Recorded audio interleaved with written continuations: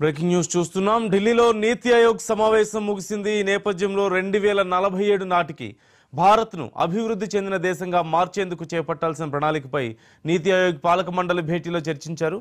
ఈ సమావేశంలో రాష్ట్రాభివృద్ధి, దేశాభివృద్ధిపై తమ అభిప్రాయాలను పలు రాష్ట్రాల ముఖ్యమంత్రులు వెల్లడించారు.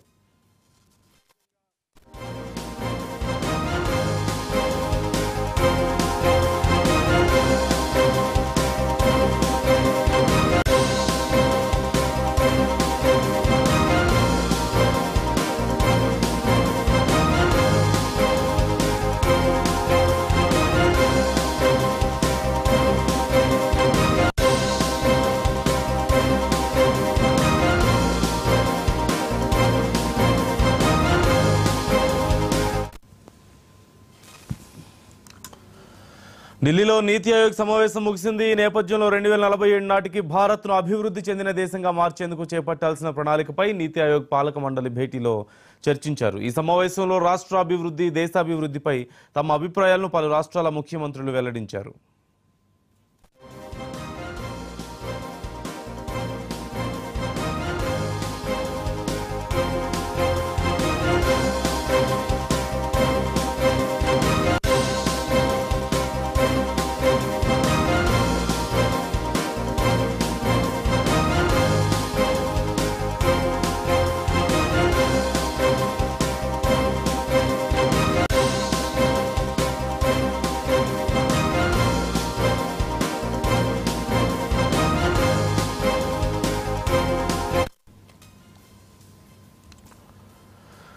ఢిల్లీలో నీతి ఆయోగ్ సమావేశం ముగిసింది. ఈ నేపథ్యంలో 2047 నాటికి భారత్ను అభివృద్ధి చెందిన దేశంగా మార్చేందుకు చేపట్టాల్సిన ప్రణాళికపై నీతి ఆయోగ్ పాలక మండలి భేటీలో చర్చించారు.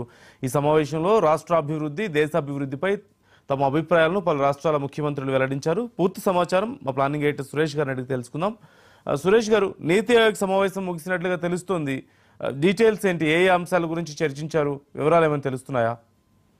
నందు, కొద్దిసేపటి క్రితమే నీతి ఆయోగ్ గవర్నింగ్ కౌన్సిల్ సమావేశం ముగిసింది. ప్రధానమంత్రి నరేంద్ర మోడీ గారి అధ్యక్షతన ఈ సమావేశం జరిగింది. ఈ సమావేశానికి అయితే ప్రధానమంత్రి నరేంద్ర మోడీ గారి సమావేశంలో మాట్లాడుతూ రాష్ట్రాల అంటే 2047 నాటికి వికసిత్ భారత్ అని చెప్పి మన దేశం ఎలా పురోగమించాలి, ఎలా ముందుకు వెళ్ళాలి అనే దాని మీదనే దీనికి ఒక డ్రాఫ్ట్ ఎజెండా లాగా ఒక రూపొందించుకొని దానికి అనుగుణంగా ముందుకు వెళ్ళడానికి దాంట్లో భాగంగానే దీనికి సంబంధించి ఇప్పటికే చీఫ్ సెక్రటరీ స్థాయిలో సమావేశాలు జరిగాయి. వివిధ రాష్ట్రాల అభిప్రాయాలు కూడా సేకరించి అందులోనే కొన్ని అంశాలను జోడించి ఇవాళ చర్చ అనేది ఇవాళ చీఫ్ మినిస్టర్లు, రాష్ట్రాల ముఖ్యమంత్రి గవర్నింగ్ కౌన్సిల్లో రాష్ట్రాల ప్రధానమంత్రి నరేంద్ర మోడీ గారి అధ్యక్షతన జరిగేది. ఈ సమావేశంలో రాష్ట్రాల చీఫ్ మినిస్టర్లు పాల్గొంటారు. అయితే ముందుగానే మనకి కర్ణాటక, మనకి తర్వాత తెలంగాణ,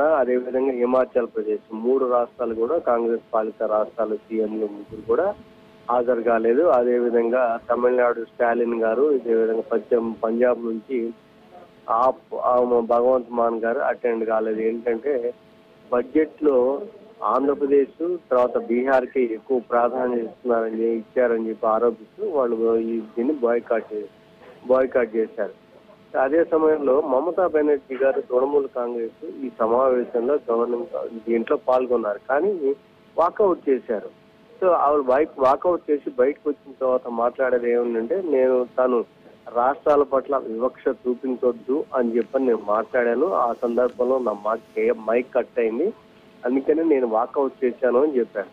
సో దాని మీద చాలా విమర్శలు వచ్చాయి నిర్మలా సీతారామన్ గారు. ఎందుకంటే సీఎంల అభిప్రాయాలు తీసుకోవడానికే ఈ సమావేశం ఏర్పాటు, కానీ మిగతా వాళ్ళకి 10-15 నిమిషాలు సమయం ఇచ్చారు. తనకు 5 నిమిషాలను మైక్ కట్ అయినట్టుగా మమతా బెనర్జీ గారు బయటకు వచ్చి మీడియాతో మాట్లాడుతూ ఆరోపించారు. కానీ అది వాస్తవం కాదు. తను మాట్లాడాల్సింది తను మాట్లాడారు, కానీ బయటకు వచ్చి వాకౌట్ అని చెప్పి బయటకు వచ్చేసారు అని చెప్పి నిర్మాణిస్తారు. సరే, ఈ ఆరోపణలు ఈ విషయం బట్టి కూడా ఇందులో మోడీ గారు ప్రధానంగా మాట్లాడింది ఏంటంటే, వికసిత్ భారత్ ఏదైతే మనం అనుకుంటున్నామో అది రాష్ట్రాల సహకారంతో అది లక్ష్యాన్ని, అంటే కేంద్రం ఒకటే దాన్ని ఆ లక్ష్యాన్ని చేరుకునేమో రాష్ట్రాల సహకారంతో ఇది సాధ్యం అని చెప్పారు. మీకు తెలుసు, చంద్రబాబు నాయుడు గారు మొత్తం మీద ఈ కార్యక్రమంలో పాల్గొన్నారు. ఆయనతో పాటు ఇంకా కొన్ని బీజేపీ పాలిత రాష్ట్ర, ఎన్డీఏ పాలిత రాష్ట్రాల ముఖ్యమంత్రులు కూడా దీనిలో పాల్గొన్నారు. అయితే ఇందులో ఒక కొట్టొచ్చినట్టు ఒక అంశం ఏంటంటే బీహార్ అంటే ఎన్డీఏలో భాగస్వామి అయిన బీహార్ ముఖ్యమంత్రి నితీష్ కుమార్ గారు కూడా ఈ సమావేశాన్ని అంటే ఈ నీతి ఆయోగ్ కార్యక్రమానికి హాజరు కాలేదు. అయితే ఆయన ఉప ముఖ్యమంత్రిని పంపించారు. కానీ తన అంటే దీనికి హాజరు కావడం ద్వారా మరి ఏం చెప్పదలుచుకున్నారు అనేది వేరే కారణాల వల్ల రాలేదేమో కానీ డిప్యూటీ సీఎం ను పంపించారు. కానీ గతంలో కూడా ఆయన నీతి ఆయోగ్ అటెండ్ కాలేదు. అప్పుడు కూడా ఉప ముఖ్యమంత్రిని పంపించారు కాబట్టి దానికి అంతగా తీసుకోలేదు. కానీ ఎన్డీఏ భాగస్వామి ఆయనతో ఉన్నారు. ఎందుకంటే బీహార్ కి చాలా పెద్ద పీట వేశారు. 59,000 కోట్ల రూపాయల మీద కేంద్రంలో బడ్జెట్ పెట్టినందువల్ల ఆయనేమి వ్యతిరేకత అనేది అంటే నిరసన కానీ అలాంటిది ఏం లేదు. వేరే కార్యక్రమాల వల్ల ఆయన అటెండ్ కాలేదు. గతంలో కూడా హాజరు కాకుండా ఉప ముఖ్యమంత్రి పంపించారని చెప్పి నేను. కానీ ఇక్కడ ఈ 4 రాష్ట్రాల 4-5 రాష్ట్రాల ముఖ్యమంత్రులు అదేవిధంగా మమతా బెనర్జీ గారు వాకౌట్ చేయడం ఒక ప్రధాన అంశం ఉంది. చంద్రబాబు నాయుడు గారు తనకి ముందే తాను చెప్పదలుచుకున్న అంశాలన్నీ కూడా చాలా కూలంకషంగా నీతి ఆయోగ్ లో తెలియజేసినట్టు సమాచారం. నందన్, ఇప్పుడు మనకి పోలవరానికి సంబంధించి ఇంకో డయాఫ్రమ్ వాల్ గురించి చర్చ నడిచింది కదా, మొన్న కేబినెట్ కూడా ఆమోదం తెలిపింది కదా సురేష్ గారు. నీతి ఆయోగ్ అక్కడ అంటే కేంద్రం దగ్గర ఈ విషయాన్ని ప్రస్తావిస్తారని తెలుస్తుంది. మరి ఆ విషయానికి సంబంధించి ఏమైనా అప్డేట్ ఉందా మనకు?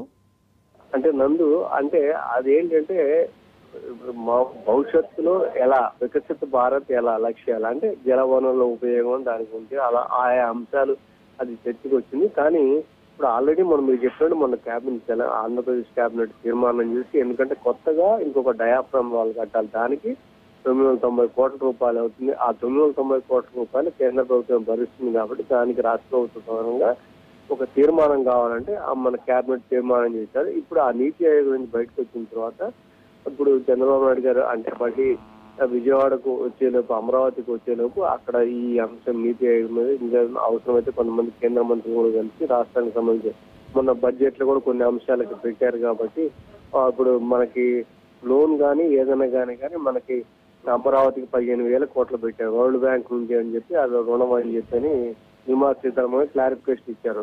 అందుకు సంబంధించిన అంశం అవసరమైతే నిర్మలా సీతారామన్ గారితో మాట్లాడటం, ఆ తర్వాత మిగతా వాళ్ళకి కేంద్ర మంత్రులతో మాట్లాడి వివిధ అంశాలను మాట్లాడి హైదరాబాద్ మనకి అమరావతి చేరుకునే అవకాశం ఉంది. రైట్.